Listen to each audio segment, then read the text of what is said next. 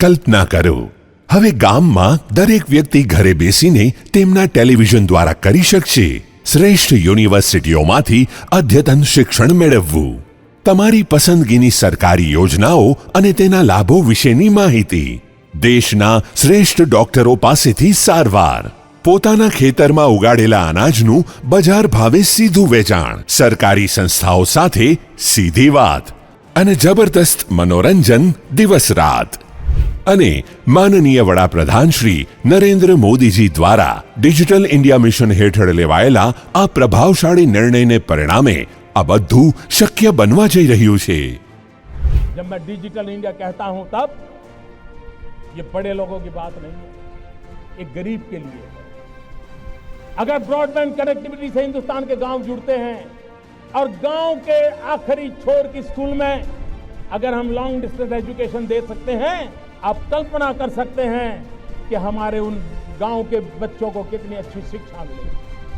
जहां डॉक्टर नहीं पहुंच पाते, अगर हम टेली मेडिसिन का नेटवर्क खड़ा करें तो वहां पर बैठे हुए गरीब व्यक्ति को भी किस प्रकार की दवाई की दिशा में जाना, उसका स्पष्ट मार्गदर्शन मिल सकता है. માનનીય વડાપ્રધાન શ્રી નરેન્દ્ર મોદીજીના માર્ગદર્શન હેઠળ ડિજિટલ ઇન્ડિયાના માર્ગને અનુસરીને માનનીય મુખ્યમંત્રી શ્રી ભૂપેન્દ્ર પટેલજીએ ગુજરાત મોડલનો આદર્શ આગળ ધપાવ્યો છે અને વિજ્ઞાન અને ટેકનોલોજી વિભાગ દ્વારા Gujarat fibre grid network limited મારફતે ગુજરાત સરકારના ભારત નેટ ફેઝ 2 પ્રોજેક્ટની શરૂઆત કરવામાં આવી હતી. આ પ્રોજેક્ટ હેઠળ ગુજરાત રાજ્યના 22 જિલ્લાઓની લગભગ 8080 ગ્રામ પંચાયતોમાં 35,200 કિલોમીટરનું ઓપ્ટિકલ ફાઇબર કેબલ નેટવર્ક નાખવામાં આવ્યું છે. રેલટેલે આ ઓપ્ટિકલ ફાઇબર નેટવર્કને દરેક ઘર, સરકારી કચેરી, આરોગ્ય કેન્દ્ર, આંગણવાડી કેન્દ્ર, પોસ્ટ ઓફિસ અને બેંકો સુધી પહોંચાડવાની જવાબદારી લીધી છે. આ અંતર્ગત રેલટેલ દેશ એટલે કે ડિજિટલ એમ્પાવરમેન્ટ સર્વિસીસ હબના રૂપમાં ક્વોડ પ્લે સુવિધાઓ પ્રદાન કરશે, જેમાં ટેલિવિઝન પર જ મનોરંજન ઉપરાંત ડિજિટલ ઇન્ડિયા સ્ટેક, સરકારી યોજનાઓની માહિતી વગેરે બ્રોડબેન્ડ ઇન્ટરનેટ દ્વારા ઘરે બેઠા ઉપલબ્ધ થશે. આ પ્રોજેક્ટ હેઠળ ગુજરાત સરકારે સંકલ્પ કર્યો છે કે શરૂઆતમાં 1 લાખ ઘરોમાં આ સેવા પૂરી પાડવામાં આવશે, જેની શરૂઆત બનાસકાંઠા જિલ્લામાંથી કરવામાં આવી રહી છે. ઘરો ઉપરાંત ડેરી, તેના કલેક્શન સેન્ટરો અને ડિપાર્ટમેન્ટલ સ્ટોર્સને પણ રેલવાયર દેશ દ્વારા જોડવામાં આવશે અને ટૂંક સમયમાં આ સેવા ભારત નેટ ફેઝ 2 પ્રોજેક્ટ સાથે જોડાયેલા તમામ 8080 ગ્રામ પંચાયતોમાં વિસ્તરણ કરવામાં આવશે. રેલવાયર દેશ મારફતે દરેક ઘરમાં શિક્ષણ અને કૌશલ્ય વિકાસ થશે, જેના દ્વારા વિદ્યાર્થીઓને વિશ્વભરમાંથી જ્ઞાન પ્રાપ્ત કરવાની તકો મળશે. આરોગ્ય અને વીમા સેવા હેઠળ તમે તમારા ઘરે બેસીને ટેલિમેડિસિન, આરોગ્ય વીમો અને નિષ્ણાંત ડોક્ટરની સેવાઓનો લાભ લઈ શકશો.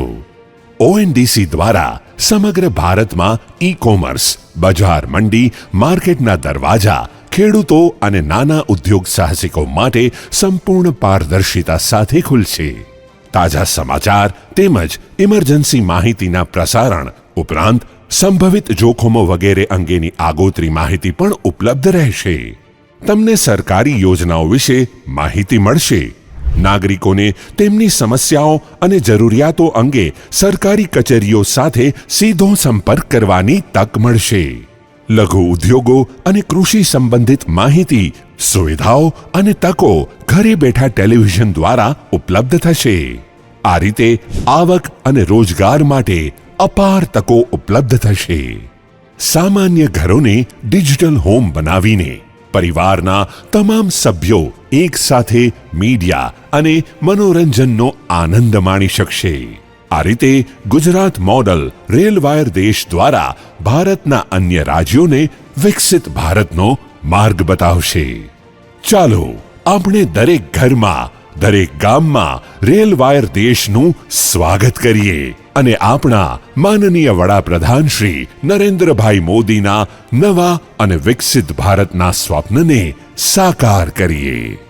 ચાલો આપણે ડિજિટલ ઇન્ડિયાના આ ક્રાંતિકારી યુગમાં ડિજિટલ શક્તિથી સજ્જ એક મક્કમ અને નિર્ણાયક પગલું લઈએ.